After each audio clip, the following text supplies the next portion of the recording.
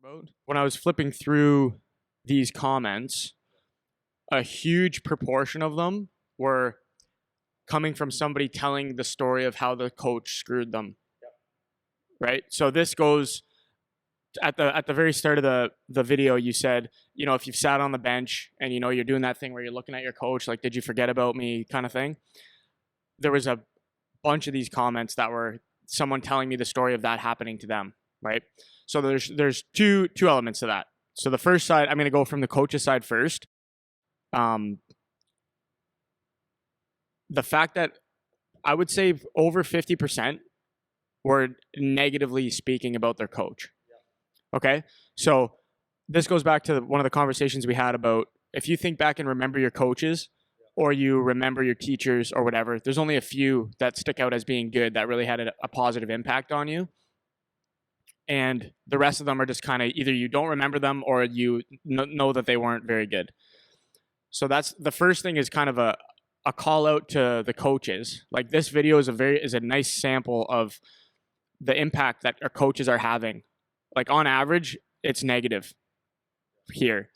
Now, does that mean that all coaches are negative? No, but it could be a function of you aren't communicating well enough for the kids to understand what's actually going on. So I have one comment here I wanted to read, and there's a bunch like this, but this was one that a lot of them are kind of along this line. So this guy says, commenting on the video, couldn't agree more. I'm 16 now, and I had a coach when I was around 10 who ruined the game for me, and it really impacted the rest of my life. So that 10-year-old, when he was 10, now 16, saying this impacted my life. Like, this coach I had impacted my life negatively, right? So that's something that coaches have to take responsibility for, because you know that you can impact players like this, whether you're doing it or not on purpose, like whether you're purposely screwing a kid, because I don't think coaches are often purposely screwing kids, but you can see the perception for a kid, right? If he gets sat or you yell at him once, like real bad, or you really call him out in front of the team, or these are things that can have lasting impacts. So it's important as a coach that you take that part of it seriously. You don't want the average comment about a coach to be negative. Like, you don't want the majority of the comments to be, my coach was an asshole, right? Whether you deserve it or it's just bad communication, either way, that's on you as the coach to do a better job so that this isn't what people are saying about their coach. It's amazing. Like, we got 381 comments on this, and good 50, 60, 70% of them are people sharing their story about why this is so true. You got something? No, I'm just saying, like, Yeah. and especially when we're talking youth, like the youth especially, like you get to junior and up, it's a whole different ball game. It's not the best way, and coaches are so much smarter right now that they actually do manage people better. But like in youth sports, that's just ridiculous. There is no toughen up thing. It's you need to treat kids right. Or at least you need to communicate the lesson. Right? That's my point. It's like to your point. Like, yeah. if a kid comes off and he just really screwed something up, and you just sit him without saying anything, a 10-year-old doesn't necessarily know what they did wrong, or a 14-year-old, like, they don't necessarily know. So if you're not telling them, hey, like, you did this and this, not the best for this reason, I need you to do this. So watch a couple shifts, and then I'm going to give you another chance to go fix it, or whatever it is that however you deal with it. Like, the kid needs to know the message, so they don't walk away thinking, my coach thinks I'm shit, he hates my guts, I shouldn't play hockey ever again because I'm so bad at it. Like, these are, because kids will jump to that even if that's not the case, but you as the adult are making them in a way think that, because the kids will right away go to, like, head down, moping, sad, like the world is ending, because kids are like that, man. They're dramatic about things that aren't necessarily that big of an issue. The other side is sometimes a kid might make a mistake. Maybe not according to the system, but sometimes a kid sees something different than what the coach saw from the ice level, from from his vantage point, from whatever. So yeah, I have one example. I remember we were out here 3-on-3 tournament. I've said this example to you before. It's 3-on-3. Like, so we're talking one end zone 3-on-3 tournament for 10-year-olds. The coaches, because we always make sure that all the young teams have a coach, like somebody that's there to watch the team. Like, this one guy, and I have a million examples of this, but this guy was losing his mind watching the 3-on-3 tournament. So a kid who he couldn't have been more than 10 years old carried the puck in front of his own net. Yeah. Oh yeah, never. In the 3-on-3, and this coach pulled this kid out of the play during the 3-on-3 game, looked him right in the face and said, "You never, ever take the puck in front of your own net, ever." He said ever that many times. And I'm like sitting, because I'm like coasting around watching the both sides. And I hear him say this, and I'm looking at him yell at this kid, and I'm like, okay, first of all, not the appropriate time or the appropriate way to deliver that message, even if it was true. And then the second thing is, like, sometimes you go in front of the net. Like, sometimes you take the puck in front of your own net. It's not the safest play ever if there's a whole bunch of shit going on. But if that's where the open lane is, or that's where the pass is, or you have time, why can't you go in front of the net? You can go in front of the net. So not only are you yelling and screaming at a 10-year-old in a 3-on-3 tournament, you're not giving him the correct advice.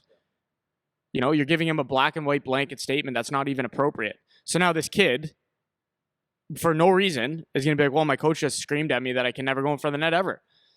And now he's going to be like, okay, can't ever do that. And that's actually not right. Yeah. You know? Yeah. So this is the kind of spots on that one. Yeah. So this is the kind of stuff that the coaches can run into. So that's what I wanted to say is you have to take some accountability as coaches that this isn't what your players say about you. That's on you, right? Whether it's because you're an asshole or because you're not communicating well, that's on you as the coach to fix that problem. Now, on the flip side, this is what we were talking about the other day also, is all these people telling me their poor me story about their coach screwing them. How many of those are actually the coach was screwing you? And how many was it you deserved it, or you weren't listening, or you didn't get the message, or you listened to the tone like we talked about before? So there's, on the flip side of it again, because it always depends on the situation, not everybody got screwed by their coach. And that's another common thread that I find, especially with guys I play with. Like, I could even myself be prone to saying that. Like, when I think back on playing juniors, like, this guy really hindered my progress, or this guy really, and there could be an element of truth to that, but that doesn't mean I have no responsibility in the reason why things didn't work out or whatever, if that makes sense. Well, yeah, because as soon as you said that, like, I could sit there and I could say, but it's not true. I could say my first year in the OHL, my coach screwed me, but that would be like far, far, far, far from the truth. He wasn't there to help me, but who knows? Because I was a young 16-year-old kid playing in the jungle, and I didn't have the experience. I wasn't ready mentally to deal with that situation. I've never seen that before. So when someone doesn't see that, like, and it's just common. I didn't know. I'm saying this as honest as I possibly can. I thought when I went to the OHL, because I got so many points and I was a superstar youth, that I thought I would just step in the league, and I wouldn't have been. I don't know what I thought my numbers would be, but I thought I'd get like probably 20, 30 goals for sure. That's so stupid. But I didn't have anyone to tell me I couldn't or wouldn't or shouldn't. So, and I thought I was going to be playing. I thought for sure I was on the power play, 100%. I was a goal scorer to the bone. So when the coach doesn't say anything and all of a sudden you're sitting in the middle of the bench, like, I could say that it ruined me, but it didn't. What ruined me, nothing ruined me, but what was the challenge there was me. I wasn't prepared. My family, and I'm not blaming my family either. My family didn't prepare me. How the hell would they know how this thing works? It's a different animal. So the onus was on me to figure it out if I wanted to want it bad enough. And I did. I figured it out. So the only time that I had coaching issues, I would say, was my first year in the OHL. And they weren't really coaching issues. They were my issues that I had to be better at. So I could sit there and say, well, if I had a different coach, well, you don't know that. I don't know that. I might have had a better coach to explain the process of whatever to help me get through it. That, hey, you're 16. This guy's 20. This guy's a first round pick to the LA Kings. This guy's a second round pick to the Nordiques. This guy's a second round pick to the Nordiques as well. That guy's fourth round to Buffalo. Chicago, right? Oh, yeah. I guess I'm young. I guess I should probably just learn more and just do well every shift that I get. And coach, what can I do to make myself better? But I didn't know that, right? So the coach didn't ruin it. I wasn't mature enough to take the message or the understanding of the game yet. And now when I look back as an adult, or it didn't take me that long after, it's like, oh my, and especially when I coached in the OHL, it was like, and I watched my kid now and the 16-year-olds now, I go, like, even my son turning 17 next week, he watching the 16-year-olds come in now, I'm like, God, they're young. They're not really, really ready for this. Exactly. You know what I mean? Yeah, absolutely. So, And I got this same exact story. Like when I think back to when I was playing in junior, my first coach was like my bread and butter guy, man. This guy, he could read me like a book. He knew exactly how to play me. He knew exactly how to get the most out of me.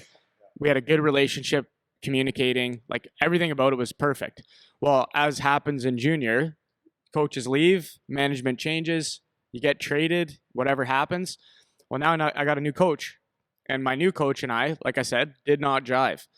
Now I could do the same thing and say, well, I could have had my Division I scholarship if this guy kept me on the same path as I was before. But I used the example before of him telling me like I should play like Scott Hartnell, who I'd never thought ever was a guy that I should play like. But what that says to me now when I think about it is I wasn't playing in the role that he thought I should be playing in. Like I was not doing the things I needed to do for that team. Where he saw me fitting in that team, I wasn't doing it. And that's why I didn't get the same opportunity that I got when I was in a different role on a different team. That's my problem, you know? And I can say he didn't communicate it well enough to me. We didn't like those things I can say that and that's fine. But he didn't screw me, man. Like he didn't sit on the bench like I'm going to bury this kid. Like this kid, he doesn't deserve one thing. It's like, no, I probably wasn't playing the way he wanted and it was annoying.